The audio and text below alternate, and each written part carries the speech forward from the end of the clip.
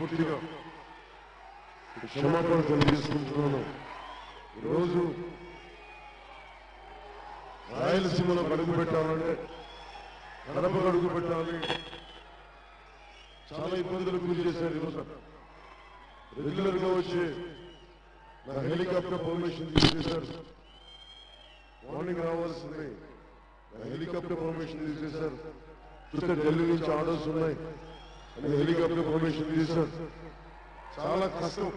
అసలు ఈరోజు జరుగుతుందో లేదో, కడపకు రాగలనో లేదో అని అనుకున్నాను. కానీ మీ అందరి ఆశీస్సులు ఈ రోజున ముందుకు వచ్చేసి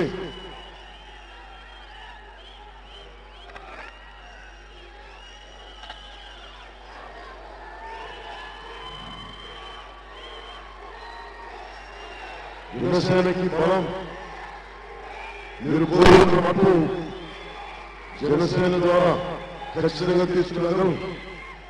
ఆల్మోస్ట్ పొద్దు నుంచి మీరు మధ్యాహ్నం నుంచి ఇక్కడే ఉండి నా కోసం ఇది వేచి చూస్తున్న మీ అందరికీ పేరు పేరున ప్రతి ఒక్కరికి ధన్యవాదాలు తెలుపుకుంటున్నాను. ఇంకొకసారి క్షమాపణ చెప్పుకుంటూ సమయం ప్రారంభిస్తున్నాం. రాయలవాడి వెళ్ళిన భూమి, యోగి వేమన తిరిగిన భూమి, కరిగొండ వెంకమ్మ తిరిగిన భూమి, మహానుభావులందరూ నడిచిన భూమి, ఈ పుణ్యమైన ఈ పుణ్య భూమికి ఇక్కడ వచ్చినందుకు నిజంగా నాకు చాలా ఆనందంగా ఉంది. ఎంతోమంది ముఖ్యమంత్రులు కడప నుంచి వచ్చారు, రాయలసీమ నుంచి వచ్చారు.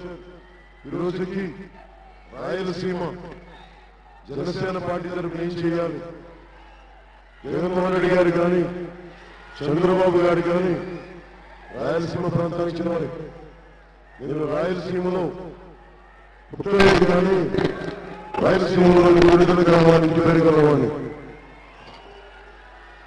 జనసేన మేనిఫెస్టోలో మన సౌభాగ్య రాయలసీమ అనే పథకం తీసుకున్నాం. దీనికి వచ్చే 10 సంవత్సరాలు దాదాపు 50,000 కోట్లు పెట్టుబడి పెట్టాలి. దీంట్లో సౌభాగ్య రాయలసీమ నిర్మాణానికి ముందుగా చాలా మంది నిపుణులతో మాట్లాడి దశాబ్దాలుగా పెండింగ్ లో ఉన్న నదీ జలాలని, పంపిణీ వివాదాలని జనసేన ప్రభుత్వం రాగా 2 సంవత్సరాల లోపల పరిష్కరిస్తున్నందు కోసం రాయలసీమ వాటర్ కమిషన్ ఏర్పాటు చేసిన దానికి ముఖ్యమంత్రిగా చైర్మన్ ఆయన ఆధ్వర్యంలో, అంటే జనసేన పార్టీ ముఖ్యమంత్రిగా నా ఆధ్వర్యంలో రాయలసీమ వాటర్ కమిషన్ ఏర్పాటు చేసి ఏ జల వివాదాలు ఉన్నాయో వాటిని పరిష్కరించే దిశగా చర్యలు తీసుకుంటాం. అలాగే కృష్ణా నదీ జలాల నుంచి వనరులు పంపిణీ కోసం ఏర్పాటు చేసిన బ్రిజేష్ కుమార్ ట్రిబ్యునల్ విచారణలో ఉన్న తీర్పుని వెంటనే అమలు చేస్తాం. అలాగే హంద్రీ నీవా, తెలుగు గంగ, గాలేరు నగరి, వెలిగొండ, కల్వకుర్తి, నిత్యంపాడుకు సంబంధించిన నీటి వనరులు పంపిణీ దానికి బలమైన పరిష్కారం కనుగొంటాం. అలాగే సీమ సాంప్రదాయిక వనరులను, నీటి పంపిణీలను సమర్థవంతంగా సమాజంగా న్యాయం చేసి పెడతాం. విభజన చట్టం ప్రకారం మనది రాయలసీమ కరువు ప్రాంతం, దానికి దాని హక్కులు కాపాడతాం.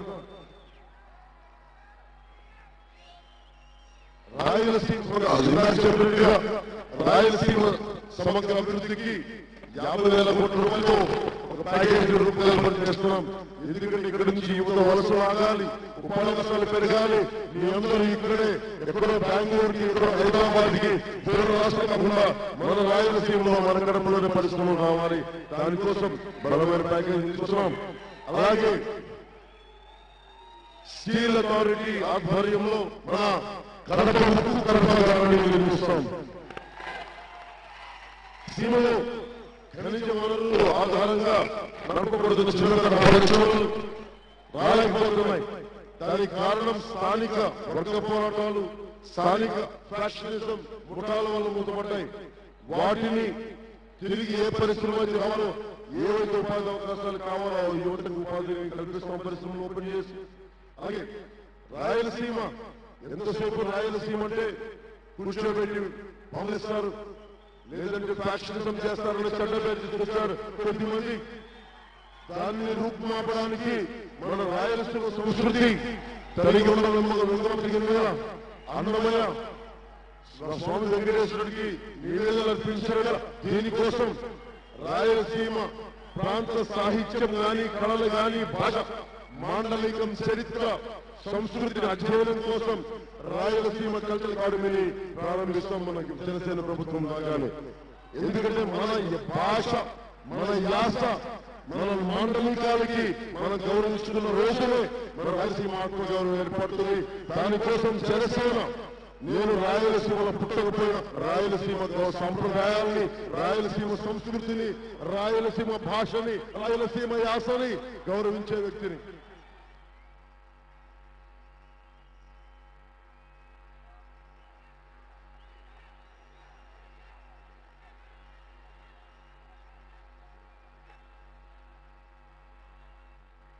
ముఖ్యంగా మన కడప దర్గాకి, దీని దక్షిణ భారత అజ్మీర్ ప్రసాద్, నేను కోరుకుంటుంది రాయలసీమలో ఎక్కడైతే పవిత్రమైన మహనీయ క్షేత్రాలు ఉన్నాయో, మన అజ్మీర్ లాగా, మన ఆదోని దర్గా లాగా వీటికి కనిపించి ఒక ముస్లింలకు సంబంధించిన ఒక టూరిజం ప్రాజెక్ట్ స్టార్ట్ చేస్తాం. దానికోసం 100 కోట్ల పెట్టుబడిని, ఎందుకంటే మొత్తం ఎక్కడో మాసిపోతా ఉన్నాం. నేను పవిత్రమైన గొప్ప బాబాలు తిరిగిన నేల, అందుకోసం 100 కోట్ల పెట్టుబడితో కేవలం ముస్లిం యాత్రికుల కోసం, అందరి కోసం ప్రత్యేకమైన టూరిజం ఫెసిలిటీస్ ని ప్రొవైడ్ చేస్తాం. అలాగే కడపలో నాకు ఇష్టమైన ఉర్దూ భాష ఉంది. నేను ఉర్దూని గౌరవిస్తాను, ఉర్దూ నేర్చుకుంటాను. అందుకని కడపలో ఉర్దూ యూనివర్సిటీని ప్రారంభిస్తాను జనసేన ప్రభుత్వం రాగానే. అలాగే తాగునీటి ఇబ్బందులు ఉన్నాయి. నెల్లూరు జిల్లా నుంచి కానీ మన సంవత్సర ప్రాజెక్ట్ నుంచి జలాలను తీసుకొస్తాం. అలాగే నేను కోరుకుంటుంది కూడా మనకి కోఆపరేటివ్ షుగర్ ఫ్యాక్టరీస్ ని ప్రారంభించాలి. అలాగే మన చెన్నూరు షుగర్ ఫ్యాక్టరీ ఓపెన్ చేస్తాం. మనకి హార్టికల్చర్ బాగా పండుతాయి పండ్లు కానీ, వీటి కోసం శీతల గిడ్డింగులు, ప్రాసెసింగ్ యూనిట్లు బలంగా ఏర్పాటు చేస్తాం. అలాగే రిమ్స్ భవనాల స్థితిలోకి చేరుకున్న సౌకర్యాలు సరిగ్గా లేవు. ప్రతి చోట బలమైన దీన్ని రీకరెక్ట్ చేసి, కరెక్షన్ చేసి, దీనిని అందరికి అందుబాటులో ఉండే సదుపాయాలు తీసుకొస్తాం. కొప్పర్తిలో SEZ పేరు మీద భూములు తీసుకున్న రైతులకి 2013 భూసేకరణ చట్టం ప్రకారం జస్టిస్ గౌడ గారి ఆధ్వర్యంలో మేము ఒక తీర్మానం చేశాం. ఎక్కడికైతే 2013 భూసేకరణ చట్టం ప్రకారం రైతులకు న్యాయం చేస్తూ, అలాగే వచ్చిన పారిశ్రామికవేత్తలను భయపెడతా ఉన్నారు. కొప్పర్తి SEZ ని చెప్పండి, వాటాలు అడిగితే ఇక్కడ స్థానిక ప్రజాప్రతినిధులు, ఏ పారిశ్రామికవేత్త వస్తాడు, ఇక్కడ నుంచి యువత వలస వెళ్ళిపోవడం కారణం స్థానిక రాజకీయ నాయకుల బెదిరింపులు, ఆ ఫ్యాక్షనిజం భయాలతో వెళ్ళిపోతున్నారు. పారిశ్రామికవేత్తలు ఇక్కడ రాకుండా, ఎవరన్నా ఇక్కడ పరిశ్రమలు పెట్టాలి అంటే ఇక్కడ గులాంగిరి చేయాలి. ఆ పద్ధతిని మార్చడానికి రాయలసీమకు ప్రత్యేకించి స్పెషల్ కమాండో ఫోర్స్ కావాలి. అది యువత రావాలి. దాంట్లోకి 25,000 మంది commando post, special police commando పోస్టుని ప్రత్యేకించి లాండర్ కోసం తీసుకొస్తున్నాం. అలాగే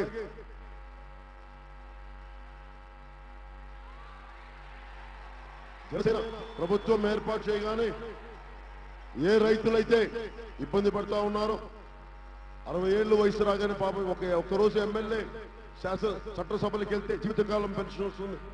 కానీ అన్నం పెట్టిన రైతుకి పెన్షన్ రాదు. అందుకని జనసేన 5,000 రూపాయల పెన్షన్ ని ప్రతి రైతుకి మేము 60 సంవత్సరాలకి ప్రతి రైతుకి మనం ఇవ్వబోతున్నాం. అలాగే ఎకరానికి 8,000 రూపాయల సాగు సహాయాన్ని అందజేయబోతున్నాం. కుటుంబానికి 6 నుంచి 10 గ్యాస్ సిలిండర్లు ఉచితంగా ప్రతి ఆడపడుచుని ప్రతి ఇంటికి సంపాదనకి సంబంధం లేకుండా ఇవ్వబోతున్నాం. అలాగే రేషన్ కి బదులు 2,500 రూపాయల నుంచి 3,500 వరకు రేషన్ తీసేసి డైరెక్ట్ గా మహిళా ఆడపడుచు లేకుండా చేస్తాం. అలాగే ఏ మూలకెళ్ళిన రాయలసీమకు మాకు ఉద్యోగాలు భర్తీ చేయట్లేదంటే జనసేన ప్రభుత్వం రాగానే 3 లక్షల ఉద్యోగాలని, ప్రభుత్వ ఉద్యోగాలు భర్తీ చేయిస్తాం. అలాగే ముస్లింలకు సంబంధించి సచార్ కమిషన్ రికమెండేషన్స్ ఉన్నాయి. వారికి సాంఘిక, ఆర్థిక, రాజకీయ ప్రాతినిధ్యం కోసం ఆ సచార్ కమిటీ సిఫార్సు చేసి అమలు చేసిన వారు చేయాల్సిన సూచనలంటే మేము సచార్ కమిటీ ద్వారా ముస్లింలకి న్యాయం కలిగేలా చేస్తాం.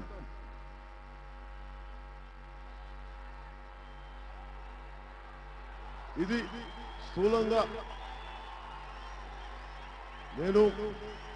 మీరు మార్పు కోరుకుంటా ఉన్నారు.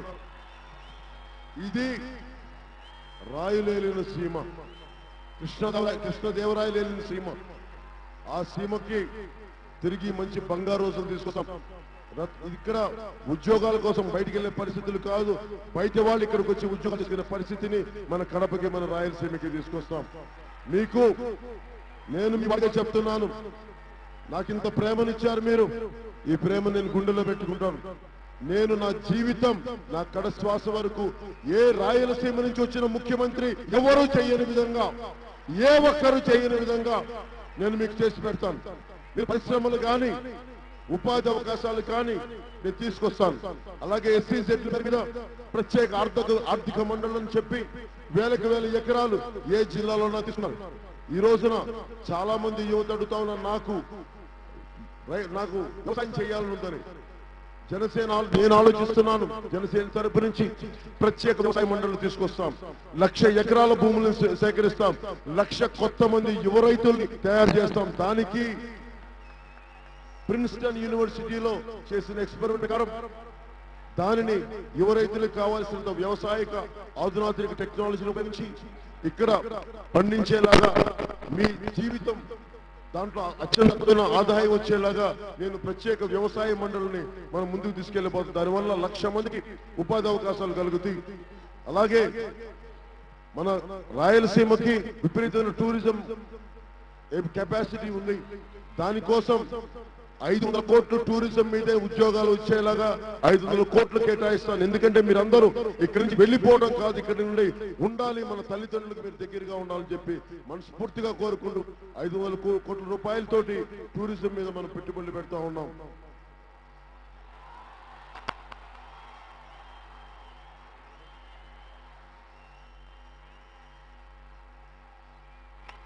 Thank you. ఇప్పుడు జగన్మోహన్ గారు, చంద్రబాబు గారు కానీ నేను ఎవరితో మాట్లాడినా, నేను ఉదాహరణకి టిఆర్ఎస్ నాయకులకి గౌరవప్రదంగా నమస్కారం పెడితే నన్ను టిఆర్ఎస్ మాట్లాడారు. జగన్మోహన్ రెడ్డి గారు అలా టీడీపీ వాళ్ళేమో టిఆర్ఎస్ మాట్లాడారు. జగన్మోహన్ రెడ్డి గారితో కలిసి పోటీ చేస్తామని చాలా కాలం తీసుకొచ్చారు. ఇప్పుడు కొత్త మళ్ళీ వాళ్ళతో కలవలేదు కాబట్టి ఈ మధ్యన వైసీపీ నాయకులు జగన్మోహన్ రెడ్డి గారు నన్ను టీడీపీ పార్ట్నర్ అన్నారు. నాకు అనిపిస్తా ఉంది, ఈ రోజు నేను హెలికాప్టర్లు రావాలి అంటే కేంద్రం నుంచి వచ్చిందో తెలియదు, నా హెలికాప్టర్ పర్మిషన్ క్యాన్సిల్ చేశారు. దీనికి డైరెక్షన్ ఎవరు ఇస్తున్నారు? జగన్మోహన్ రెడ్డి గారు ఇస్తున్నారా, లేదా భారతీయ జనతా పార్టీ నాయకులు ఇస్తున్నారా? మీరు ఎవరి పార్ట్నర్? నేను మీలాగా జగన్మోహన్ రెడ్డి గారి లాగా డొంక తిరుగులు, డొంక వ్యవహారాలు చేయను, డైరెక్ట్ గా మాట్లాడతాను.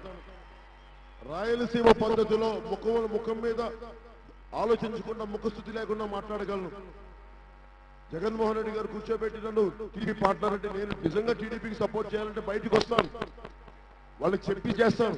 ఈరోజు టీడీపీ నాయకులను అనంతపురం సభకి ఇబ్బంది కలిగించే పరిస్థితులు తీసుకొచ్చారు, వేదిక తీసేశారు టీడీపీ నాయకులు. అలాంటి దుర్మార్గులతో నేను ఎక్కడికల్లా చేతులు కలుపుతాను, వాళ్ళకి ఎలా పార్ట్నర్ అవుతాను? అంత మాత్రం ఇంగిత తెలియదు జగన్మోహన్ రెడ్డి గారికి. మీరెవరు పార్ట్నరు? అమిత్ షా పార్ట్నర్ మీరు. జగన్మోహన్ రెడ్డి గారు అమిత్ షా పార్ట్నర్, జగన్మోహన్ రెడ్డి గారు బీజేపీ పార్ట్నర్, జగన్మోహన్ గారు టీఆర్ఎస్ పార్ట్నర్. మీరంటే నా గురించి ప్రశ్నించేది, మీకు నన్ను నైతికంగా విమర్శించే హక్కు లేదు. మాట్లాడితే యాక్టర్ పార్ట్నర్ అంటారు. నేను యాక్టర్నే కాదని ఎవరు? గబ్బర్ సింగ్ సినిమాలు చేశాం, చాలా సినిమాలు చేశాం, యాక్టర్ కాదని చెప్పరా? నేను యాక్టర్నే, సినిమాలు రాజకీయాలు రాకముందు యాక్టర్నే.